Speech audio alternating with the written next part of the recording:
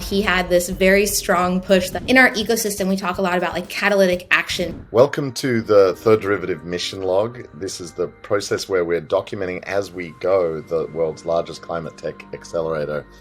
And Bryan Guido Hassin is the CEO of Third Derivative and is going to bring us some lessons learned for our audience. And we're also going to share some great startups this week. Bryan, how are you and what have we got this week? I'm doing all right. Excited to be heading into the holidays, at least here where we are in North America, and extra excited because we have an awesome guest today, Allison Berman, who for the last several months has been our marketing manager par excellence and has completely transformed and leveled up all of our communications marketing efforts, and really pleased for her to join us today. Allison, would you mind just saying a few words to introduce yourself to our audience? Yeah, so I'm Allison Berman. I'm based in San Francisco, California, and I've been here with D3 now for 7 months, which kind of blows my mind, and really like manage all things marketing, communications. And my background is as actually a technology journalist, and I worked in the publishing industry for a while, and then I worked at a wild kind of anti-university futuristic place called Singularity University for a long time, and now I'm here focused on climate change. And we need that focus. So thank you for bringing your focus to our fight here. So Danny, Allison was a key player in designing, building, executing, reacting in real time for our global summit, our second annual global summit that just happened as of time of recording last week. And so Allison, I was hoping you might share out some of the key takeaways that you took from that amazing summit. Definitely. Yeah, and so for a lot of people tuning in, you probably also just got an email kind of distilling our 5 core takeaways, but I'll kind of talk about them and also some things that resonated with me specifically. I'm going to kind of like go backwards. So Jigar Shah ended up closing out the summit. And one of our takeaways from the summit is really like the call for involvement in startups and government spending now. He had this very strong push that said, it's like very easy retrospectively for startups to say that the government, he works in the Department of Energy Loans Program, to say that money hasn't been spent properly. And he kind of said this like sassy thing, like now is the time to reach out and tell us how you want us to spend the money. He said to everyone, you have my email address, my team checks my LinkedIn, my Twitter, like reach out and we will review what you say. So that's one takeaway just for startups to really lean into different governmental funding mechanisms. Another that is more of like a softer takeaway is Janice Tran really talked about this, who's the CEO of Canon Energy, how in our ecosystem, we talk a lot about like catalytic action between our core players. So our investor partners, our corporate partners, our startups, and yet each one of these members has a very different point of view coming into their collaborations together. And that it may sound cliche, but that empathy is so key, and that the way a corporate partner is viewing the interaction with a startup is so different, and the power dynamic is not equal. And so really kind of slowing down and understanding that, even understanding that the way a startup perceives time in a potential pilot program and collaboration is just vastly different, and really like coming to that with more empathy. Another big trend is just that monetizing carbon markets is super hot, and there was a lot of interest in it. And in the post-summit survey, again, when we look at like what subjects do people really want us covering and talking about, it's carbon markets. People want to hear a lot about direct air capture and carbon capture, which is wonderful because we announced First Gigaton Captured, our partnership with Grantham Foundation, and we are building out a carbon capture cohort in 2022. So it's wonderful when like our interest and focus is very aligned with what our audience is saying. And kind of just the final thing is Danny, you led the panel on called Crucial Yet Overlooked, and it just really highlights the challenges we still face, that of course we're still facing, about inequity in funding and opportunities for global climate tech entrepreneurs and founders. And so this is just like such a challenge that we face and are so focused on. And so I'm really motivated to just keep getting our accelerator in front of founders around the world in 2022 and bring in more diverse founder groups. And on that note, I think like a takeaway as well, and then I'll wrap up, is just, it's interesting to me, like, why is it so hard still for amazing talent to land careers in the climate space? Like, this is such a problem, and it's such still a closed system. And so it's not just about like founders and startups having opportunity, but it's also about individuals with relevant and parallel experience breaking in and getting opportunity at companies. And so this is kind of on the peripheral of third derivative, but something that's very top of mind for me. And really core to the exercise and part of the learning. So great call out there. You know, what we're trying to do here with Mission Log is provide our discourse transparently for others that are doing ecosystem organizations to learn and go on that same journey to ensure that all that talent can get focused on the problem of our times, the climate crisis, and start solving it with us. But I actually want to double click on one of the other takeaways you had, which I thought were great. Thank you for those 5. The empathy point that was made, I thought was fantastic, and also the bit about the ecosystem coming together. You know, that's the core thesis of third derivative. We've been talking a lot about that on Mission Log.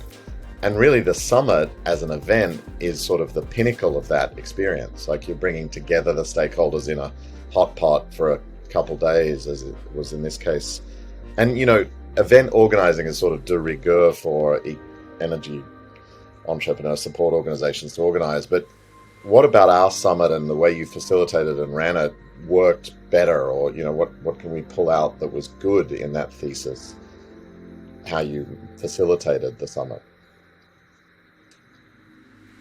Bryan, do you want to answer that? Should I answer that? I'll certainly defer to your expertise. But yeah. Go ahead. So I think one thing that we did this year that was different than last year is we started off with a public day on day 1, open to anyone. We had something like 1,000 registrants for that, which was phenomenal. Then we had the second day, which was closed to our ecosystem. And I think a big win there is by having the public day, we're able to bring in a lot of different type of people who can learn and network with our ecosystem. And one of the things that's most powerful about our ecosystem is the reach across New Energy Nexus and RMI and that expertise. And I think it's really important at Third Derivative that like we take a stand to also disseminate our information and to also, this is something I think a lot about in communications. How do we write in a way about complex subjects in a way that's accessible to anybody? So I think day 1 really was a win in terms of having a wide variety of subjects and experts accessible to many people. And then day 2, being able to, Bryan, kind of what you touched on when you kicked off the day, have like very honest, vulnerable, authentic conversations as an ecosystem about what is working and what isn't working. And then I think a lesson for sure is we want to, and then we ended up having breakout sessions led by different RMI experts. And so we definitely are learning from this and seeing which subjects people were most engaged with, and then how to just drive even deeper and richer conversations next year around those subjects. Yeah, I would build on that, Allison. I think that's dead on. One of the things I think we did well this year, and it built on something we started doing last year, our very first time, was really, making this an ecosystem event. So it's not just panelists of us or us talking at everyone, but really our entire ecosystem. And that ranged from members of our corporate partners, members of our startups, obviously, members of our investor partners, even some of our mentors as well, getting involved in the actual content of the event. And I think one of our takeaways was that we could still benefit from even more of that and even more robust engagement, maybe in smaller groups, because that's our whole purpose at Third Derivative, right? Not just to assemble this amazing ecosystem, but really to forge connectivity kind of between and among all the various nodes. And this is a great opportunity and one that we'll continue learning from and building on next time. Yeah. And the funny and wild thing I'll kind of add into that is that when you choose to do a summit towards end of year, it's, crazy town because everything's crazy at end of year. And it's also, we always use the word catalytic. And it was so like that because leading up to the summit that week, we had a couple of startups land, like some of the biggest rounds we've seen with our startups. We had a corporate partner and a startup enter a really large partnership, which is going to be announced in early 2022. And so it just kind of felt like this great pinnacle event and way to wrap up the year. good tip to cap off a great year as Third Derivative has had, to have an event at that time. Might be one for others listening in the audience for thinking about their planning. Sometimes you avoid it because of the traffic copping problem at the end of the year, but maybe it's a great way to celebrate. Sweet. Well, thank you for that, Alison. Awesome. And please stick around to talk to us about our startups of the week. We try to highlight a couple of heroes amongst our crop of cohort companies. Bryan, what have we got? Yeah, so this week thought we would, we're here kind of the end of the calendar year. That's always a good time to think about reflection and kind of looking back. And so I thought we'd actually do two from cohort 417 this week. So the first is Rhizome, which does this amazing, sustainably grown bamboo that turns into engineered timber and lumber for all kinds of building applications. They're based in North America. They have operations all around the world. And they closed a very successful crowdfunding round. It's easy for us to really think about startup growth and capitalization always in terms of venture capital, but we've seen a number of great examples, including from Rhizome, of finding other paths to capitalize their company and really be off to the races. So kudos to them, and more charge in their batteries as they move forward.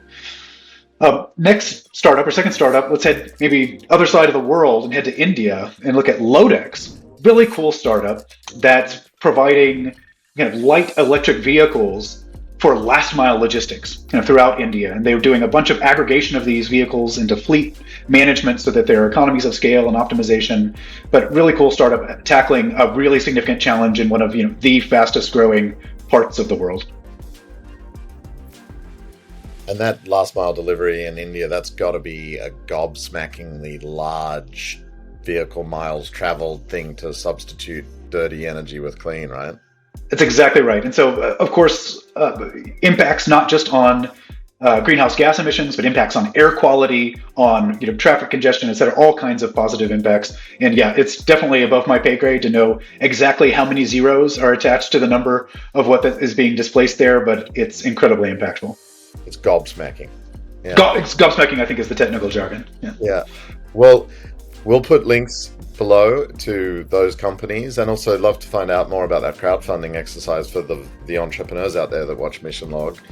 I guess this might be our last go round for 2021, so want to thank you all and Thomas, who is behind the scenes here and makes this all happen week on week, and hope that folk will pick up the thread next year to keep following the exciting adventures. Bryan, what else?